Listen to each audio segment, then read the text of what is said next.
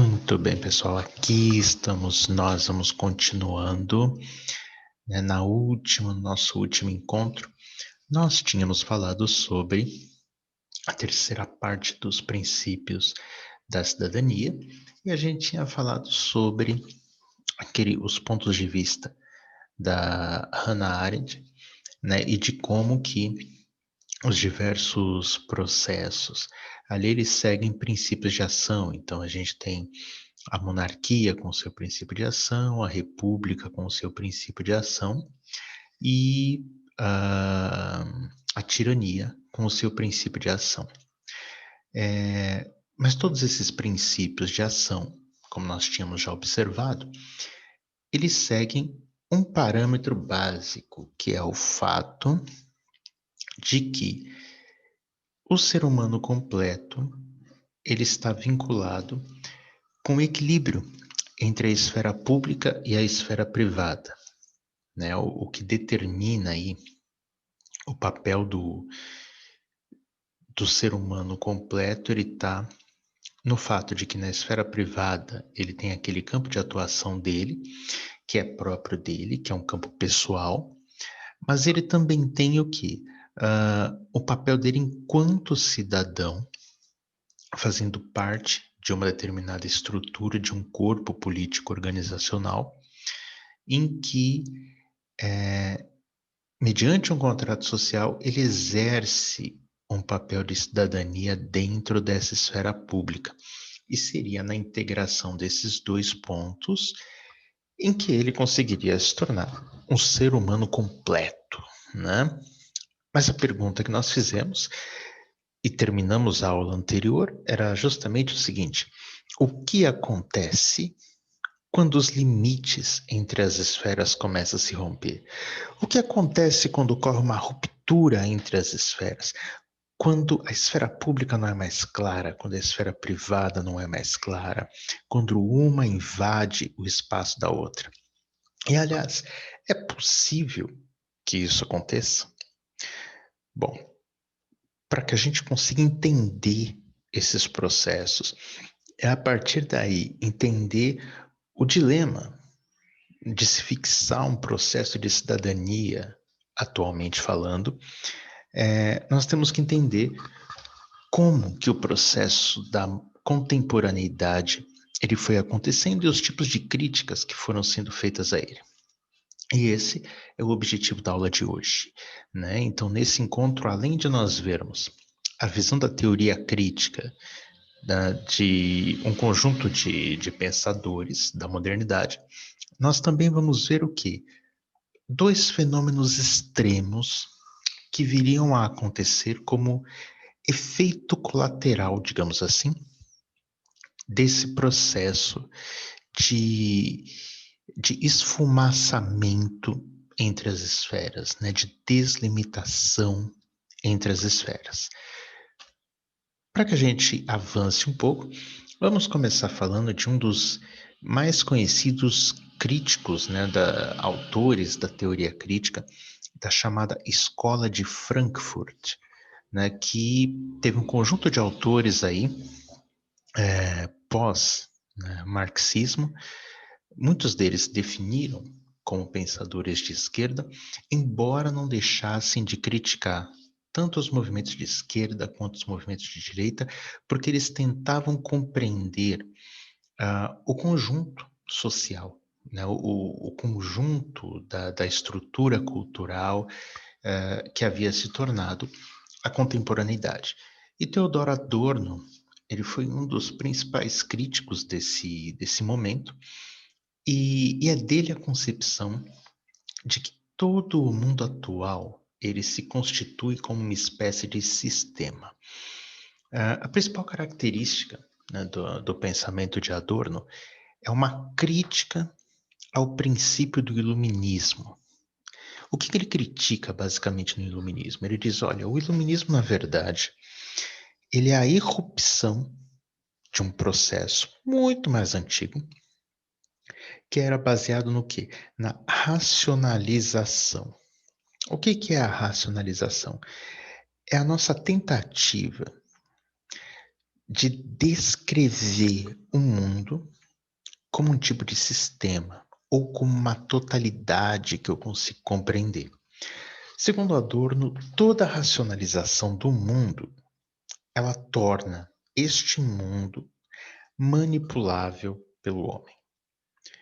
Ou seja, é como se a gente pegasse algo extremamente complexo e tentasse fazer ele caber dentro de um sistema racional, e dentro desse sistema a gente consegue manipular. Basicamente, essa é a crítica, a estrutura crítica dele.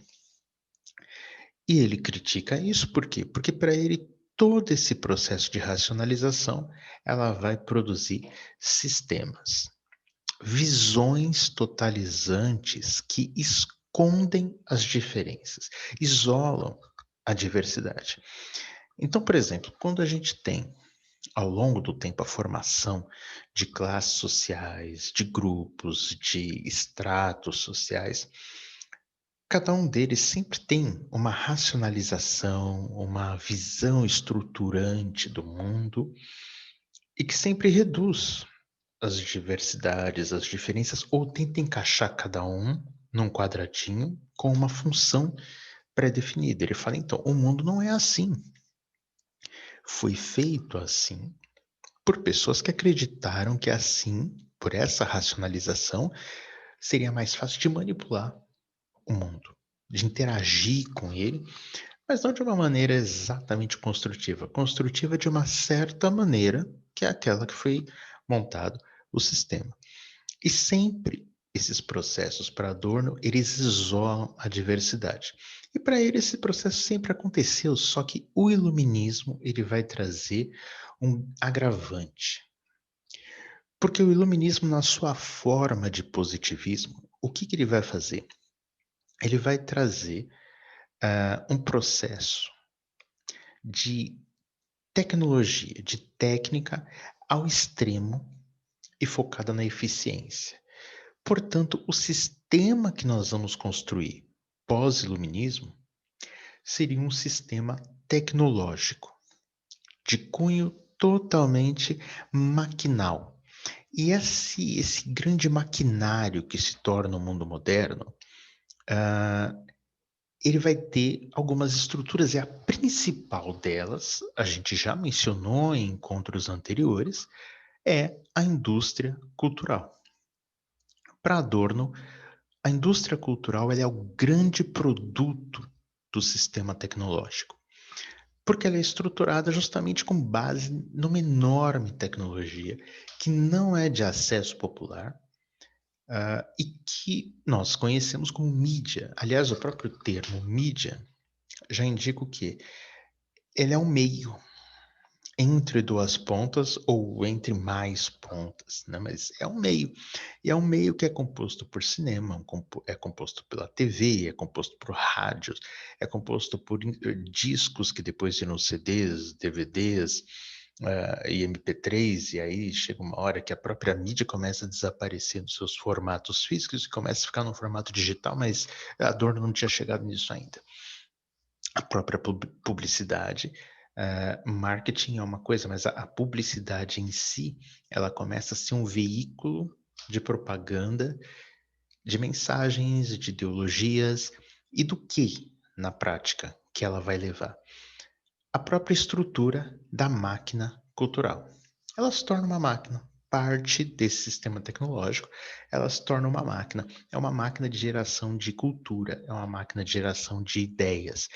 Função da máquina cultural: ela impõe valores, modelos de comportamento, ela cria necessidades e estabelece linguagem, né? Você vê, por exemplo, eh, cada época você tem um valor, inclusive os valores de rebeldia, por exemplo, James Dean, Janis Joplin, um, e tantos outros, os Beatles, John Lennon, e por aí vai, né?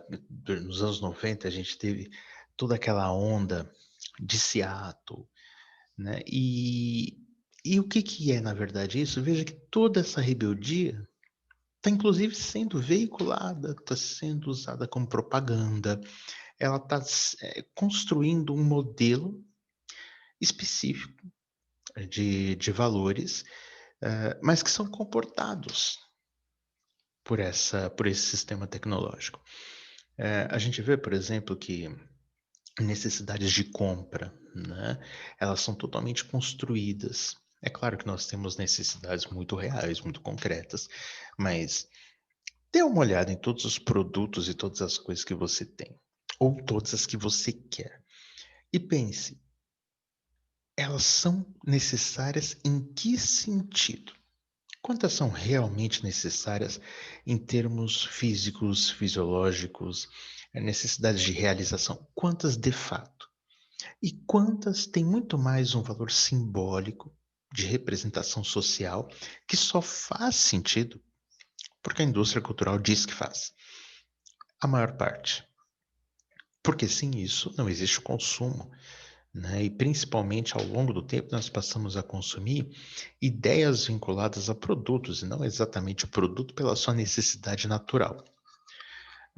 E ela passa a estabelecer linguagem, né? Você vê que ao longo do tempo os filmes, as propagandas, elas vão estabelecendo um conjunto de linguagem que nós vamos adotando, nós vamos reproduzindo. Quando você vê, nós temos um conjunto cultural que é um reprodutor de mensagens construídas, de verbos construídos, apresentados, um conjuntinho muito bonito.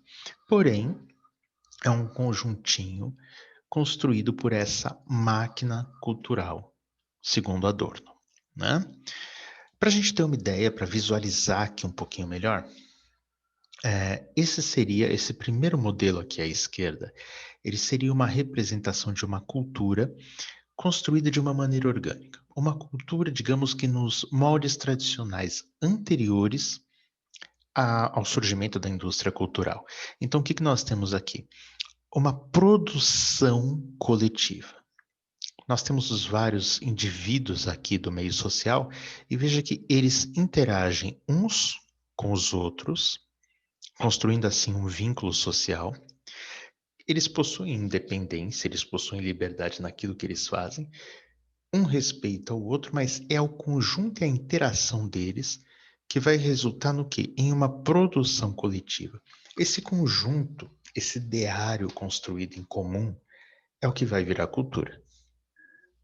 Porém, no modelo que nós passamos a ter a partir da modernidade, o processo se inverte. Quer dizer, nós temos um outro elemento que surge aqui. Ao invés da gente ter uma criação construtiva de cultura, nós passamos a ter uma indústria que vai desenvolvendo e padronizando aquela produção cultural. A produção cultural, ela deixa de ser coletiva, e o que a gente passa a ter de coletivo é um consumo coletivo desta cultura.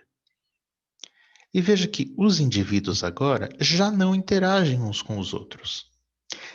A função, ela se tornou unívoca, ela tem um caminho, um funil, ela vai da indústria e depois ela vai se segmentando aqui para atingir cada um dos grupos. E os grupos passam a ser segmentados de acordo com hábitos de consumo, de acordo com a aproximação que eles vão tendo, de acordo com o poder aquisitivo, de acordo com a área de trabalho. Então, a gente tem o quê? Uma ideia, um padrão que é levado com linguagens diferentes para cada um dos segmentos.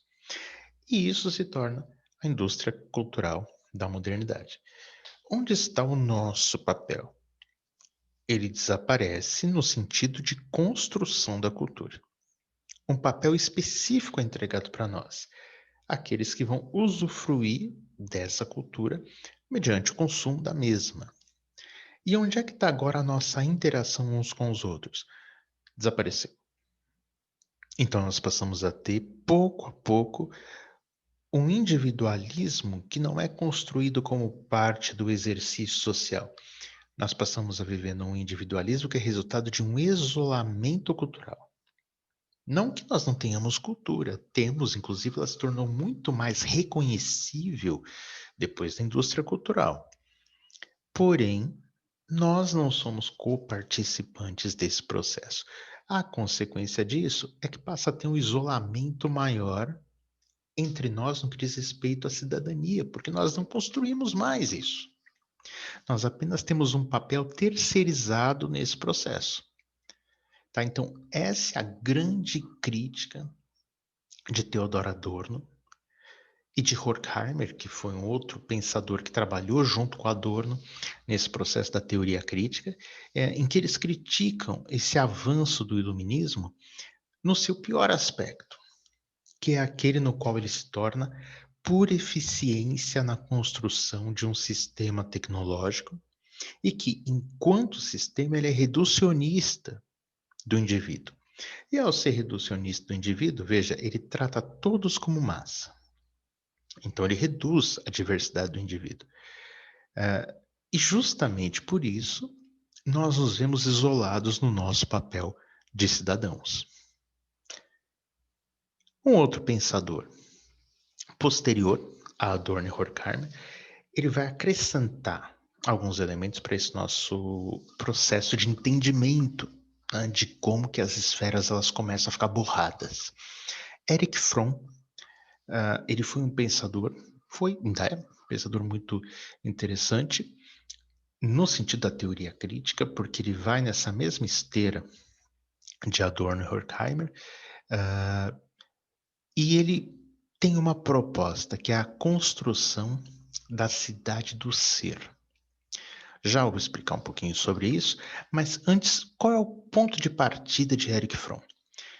Ele diz que a consequência desse cenário que a gente acabou de ver com Adorno é que nós passamos a ter dois modos de existência coexistindo, né, ocupando um espaço social. É o modo do ter e o modo do ser. O que o modo do ter diz? No modo do ter, o eu sou, ele se torna igual àquilo que eu tenho. Eu sou é igual àquilo que eu tenho. Eu sou é igual àquilo que eu consumo. Se eu não consumir nada, eu não sou nada. Se eu não tiver nada, eu não sou nada. Tá? Essa é a base dessa estrutura moderna. Em contrapartida, nós temos o modo de existência do ser. E o que é que o modo do ser representa? Eu sou, ele é igual à independência. Eu não sou igual ao outro. Eu sou codependente do outro, mas em mim mesmo eu sou independente. E eu sou também é igual à liberdade e à razão crítica. Ou seja, enquanto ser, eu me constituo como independente, eu exerço a minha liberdade e eu utilizo a minha razão crítica para pensar o mundo em que eu vivo. Pensar o meu papel enquanto consciência, pensar o papel daquele que está ao meu lado enquanto consciência que trabalha comigo para construir um mundo melhor. Então veja, há uma diferença muito grande em termos de materialidade entre os dois modos. O ter é extremamente material, né? O meu ser ele passa a ser definido pelo que eu tenho.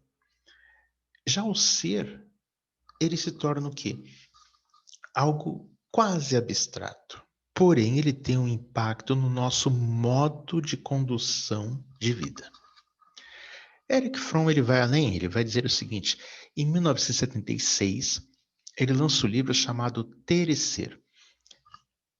E nesse livro, ele vai dizer o seguinte: ele estabelece um pouco mais detalhadamente a diferença entre ter e ser. A atividade, lembra daquela vida ativa que a gente falou com Aristóteles e que também estava presente para Hannah Arendt? Para ele, a vida ativa, no modo do ter, ela se torna o quê? É a atividade externa, voltada para a função de fábrica. Né? Então, por exemplo, ali, o que é o ter? E essa atividade? O que eu posso ser? O que eu posso fazer? Eu sempre penso no trabalho disponível, nas funções disponíveis. Eu poderia ser qualquer coisa, mas eu só vou ser aquilo que tem mais possibilidades. Ah, o que hoje o mercado está mais procurando é isso, isto e isso. Você poderia ser mil coisas, mas existem três, quatro disponíveis. Procura essas. Isso é basicamente o tipo de opções que aparece quando a gente tem o modo do ter. Em contrapartida, no modo do ser, a atividade ela é uma atividade interna, no uso produtivo dos poderes humanos. Então, ao invés de eu procurar quais são as opções de mercado, eu procuro quais são as minhas opções. Ou melhor, o que é que eu tenho como potencial? Onde está a minha capacidade? Onde é que o meu ser mais se realiza quando eu faço as coisas? E é a partir daí que eu vou me desenvolvendo. Nos momentos em que eu não estou exercendo essa atividade externa, o que é que sobra para o ter? A passividade do consumo. Diversão, status. Quando a gente não está trabalhando, o que que você está fazendo? Consumindo. E o que é que você consome? Coisas que te divertem. Você consome diversão.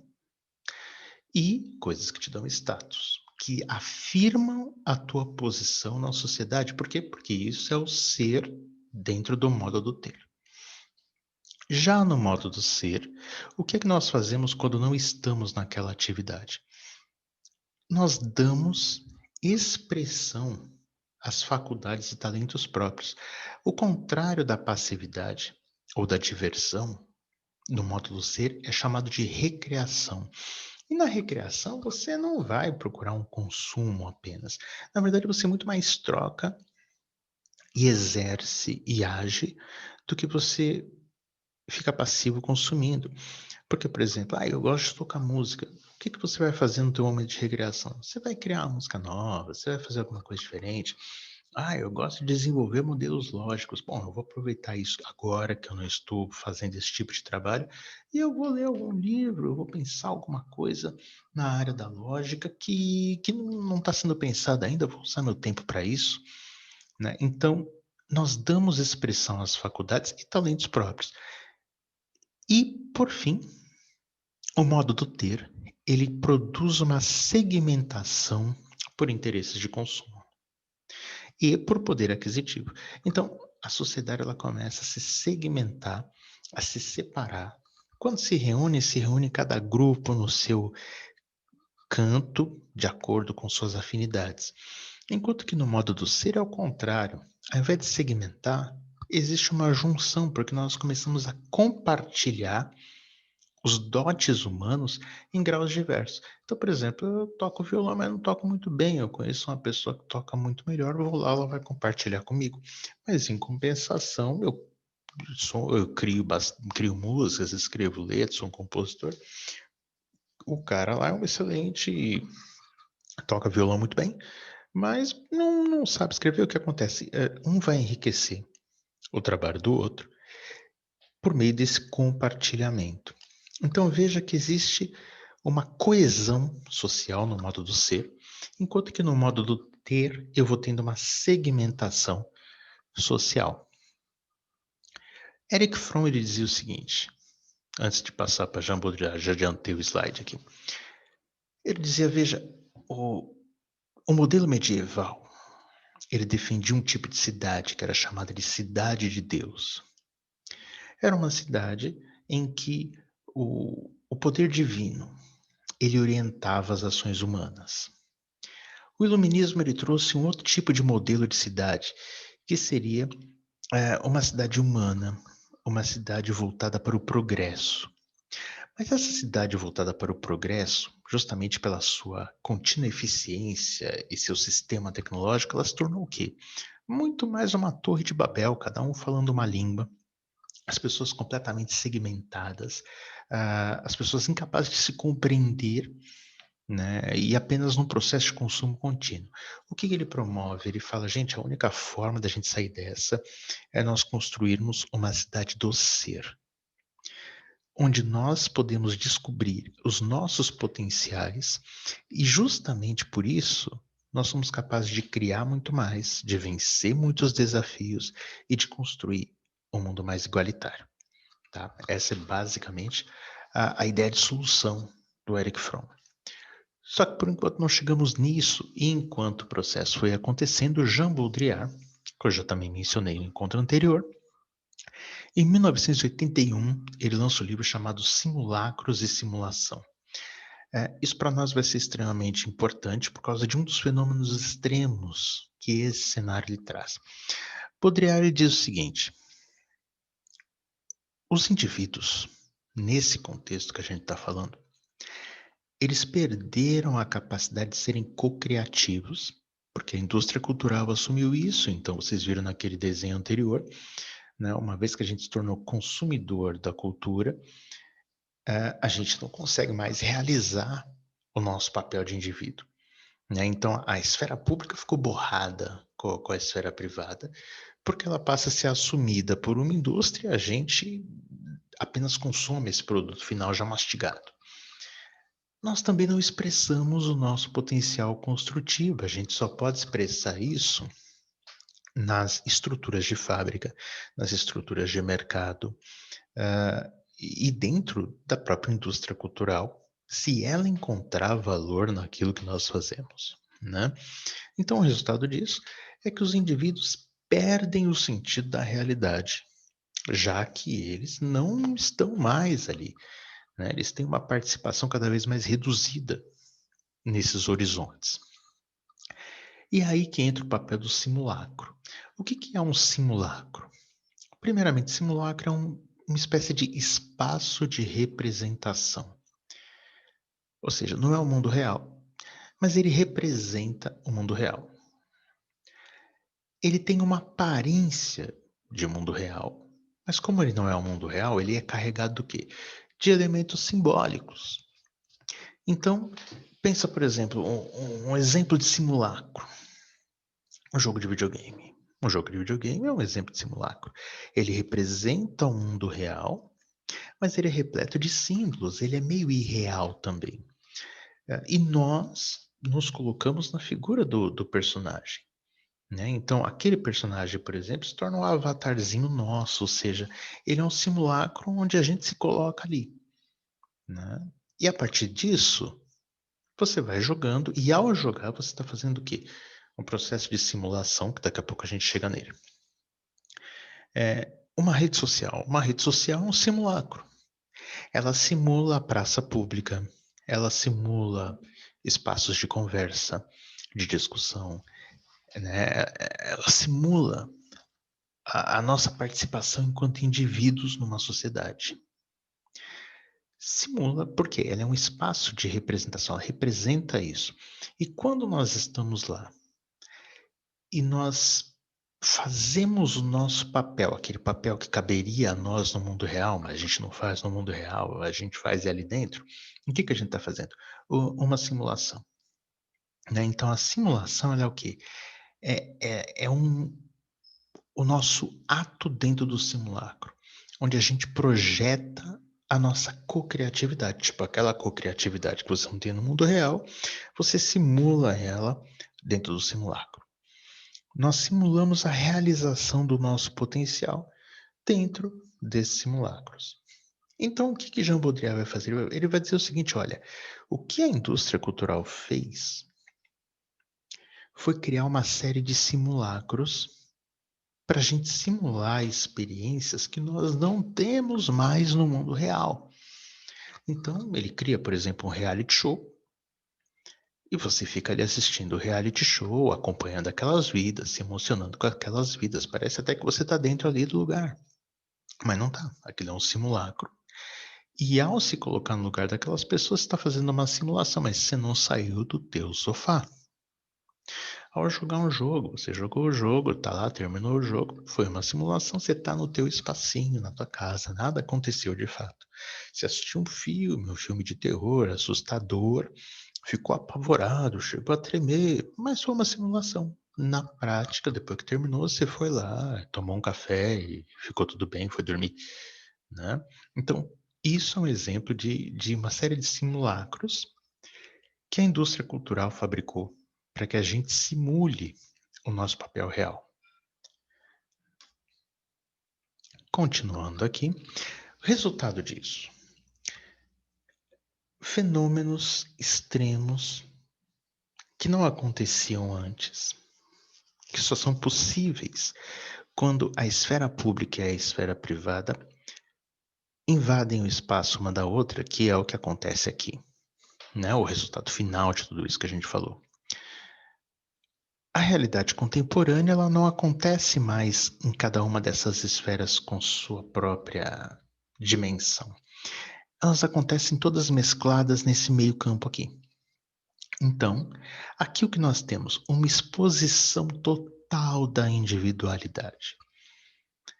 E, ao mesmo tempo, tudo se torna público. Então, a gente passa a ter uma invasão da esfera pública sobre o indivíduo e uma exposição da individualidade na esfera pública.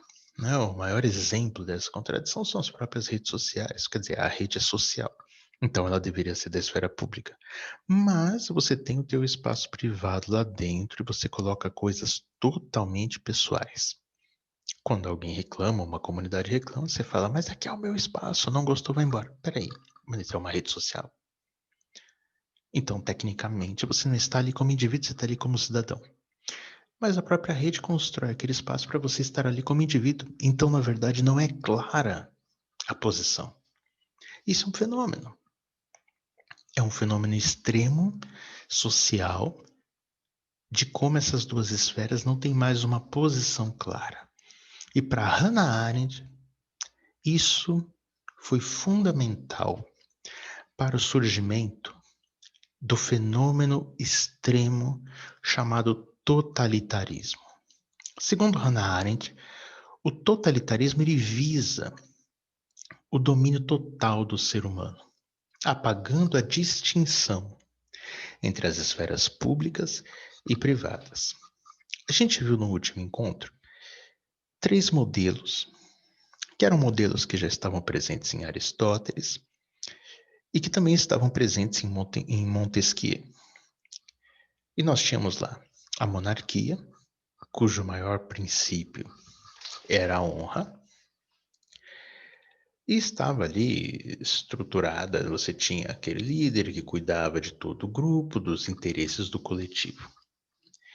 Né? Você tinha a república, em que todos eram corresponsáveis pela criação de um espaço coletivo, né? Em que eles se orgulhavam de não dominar o outro. E por fim, nós tínhamos o quê? A tirania, em que o maior princípio era o medo. Por quê? Porque todos tinham medo. Né? Os governados tinham medo do governante, o governante tinha medo do governado. Por isso, o governante governava com base no medo. Agora, e o totalitarismo? O totalitarismo ele se expressou na história a partir das políticas nacionalistas, mas que uma coisa é você ter uma postura nacionalista, uma coisa é pátria. Agora, o nacionalismo que surgiu ali, ele tinha 2 movimentos, um interno, de ultravalorização nacional, e um outro externo. Essa nacionalização e essa ideia, ela tem que ser total, para nós e para o outro. Né? Então, esse movimento, Hannah Arendt diz, isso não é natural, isso não existe em Montesquieu. Isso não é natural, isso não existe em Aristóteles, isso não existe em Platão. Então, o que é isto? É um fenômeno moderno. E ele surge como? Né?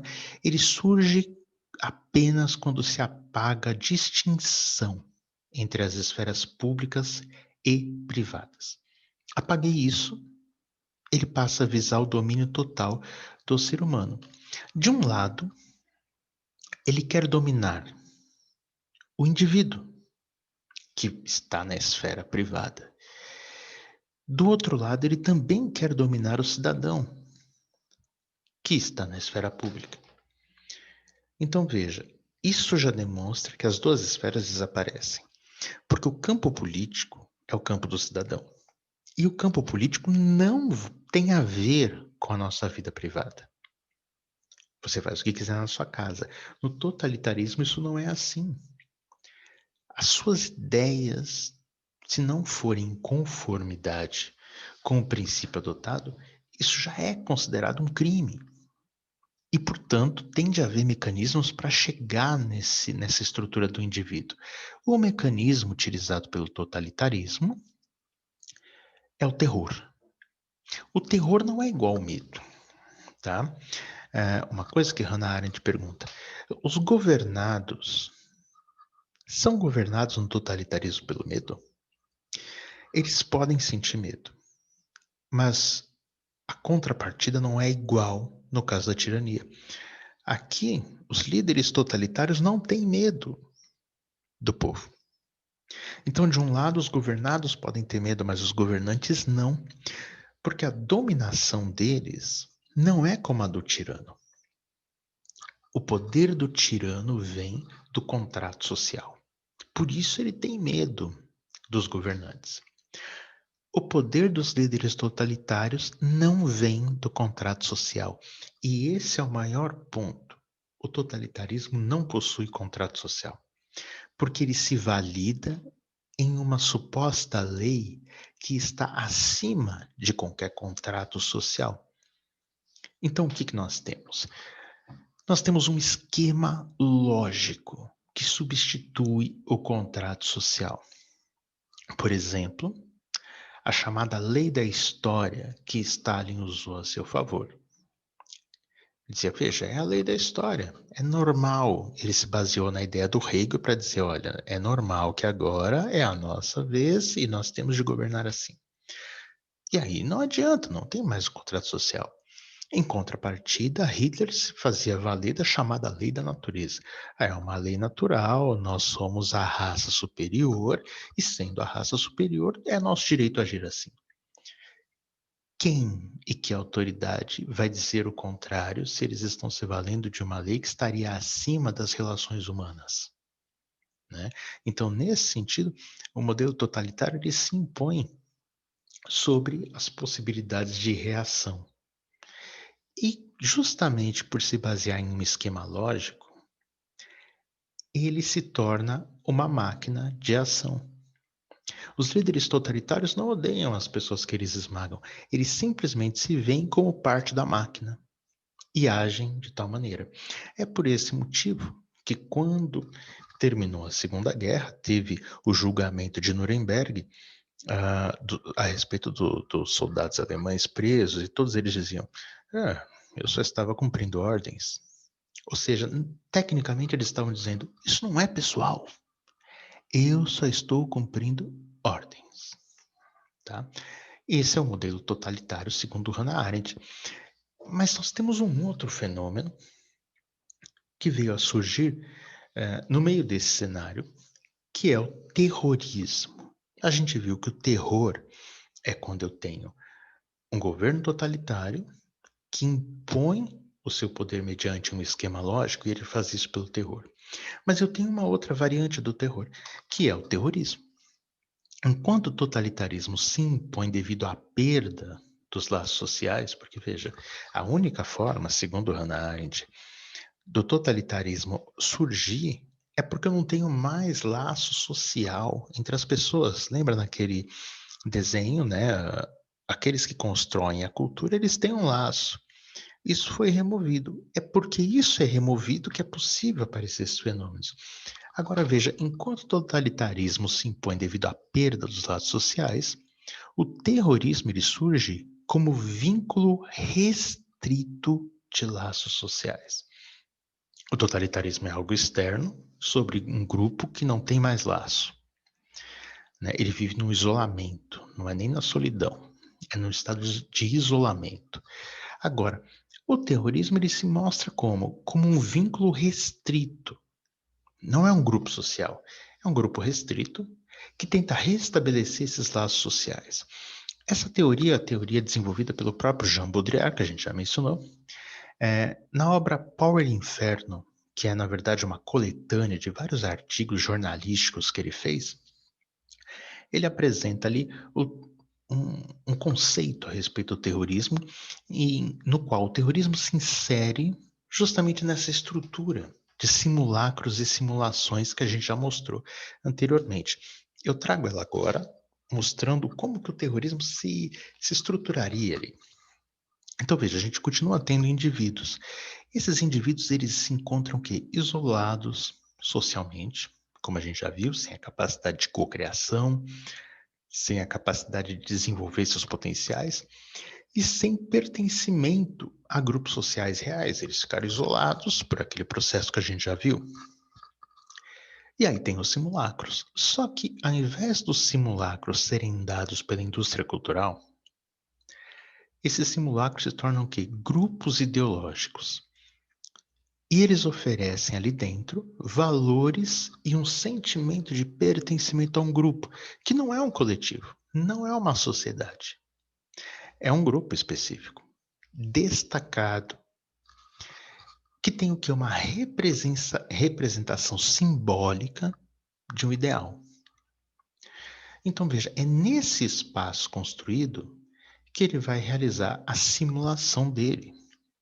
Então veja, ao invés da gente ter um povo oprimido que vai realizar uma guerra contra um outro povo, que é o que sempre aconteceu na história, a gente passa a ter um grupo que vai fazer uma simulação de guerra, e não uma guerra real. Dessa forma, os ataques eles são simbólicos. Mas como assim simbólico? Todo ato terrorista, um ataque é muito real, não é nada simbólico. Sim, o ataque é muito real. Mas o que é atacado? Não é um Estado, não é um governo opressor. O que é atacado são símbolos dentro de outros estados, como por exemplo quando se atacaram as Torres Gêmeas. Era um centro comercial, né? Mas era um símbolo do poder econômico, um símbolo do capitalismo. Então veja, não é uma guerra no sentido concreto e territorial. É uma guerra no sentido de simulação, no sentido simbólico. A cidadania, ela passa a ser resgatada por atos individuais, ou seja, o cara ele vai lá, ele faz um daqueles atos terroristas e o sentimento dele é de resgate da cidadania por aquele ato individual. Isso mostra o quê? Como que as esferas públicas e privadas elas ficam alienadas do processo real, né? Então, esse fenômeno, Jean Baudrillard diz, veja, isso é um efeito colateral. Isso é um efeito colateral. Isso significa o quê? Uma perda de coesão social. E ela explode ou no formato de um totalitarismo, ou no formato de um ataque terrorista, seja internacional, ou como a gente tem visto atualmente, o chamado terrorismo caseiro, né, em que acontece dentro do próprio país, mas não é uma guerra civil, né, é uma explosão de uma simulação de uma guerra, mas que não é uma guerra real, mas que sempre produz esses terríveis e chocantes estragos, né? Então, esses são alguns efeitos, né, do que acontece quando as esferas pública e privada elas se borram, né? E aí a cidadania se perde, o indivíduo se perde, e nessa tentativa de se resgatar, de reconstruir as coisas, podem acontecer esses fenômenos. Aí você fala, meu Deus, mas e agora não há mais uma solução, não há mais o que fazer? Ah, um dos exemplos, por exemplo, que foi mencionado aqui, é a tentativa de Erich Fromm da construção de uma cidade do ser. Uma outra ideia, oriunda da própria ideia de globalização, é a construção de uma aldeia global em que aquela troca prevista do ser, né, pelo Erich Fromm, ela aconteça no âmbito global. Isso a gente vai ver nas próximas aulas, a gente vai ver isso mais para frente, as outras variações que podem acontecer no meio dos cenários que a gente tem apresentado aqui, ok? Espero que vocês tenham gostado. Amanhã a gente conversa melhor sobre isso e tiraremos dúvidas sobre esses fenômenos que têm acontecido, ok? É isso aí, pessoal. Até mais.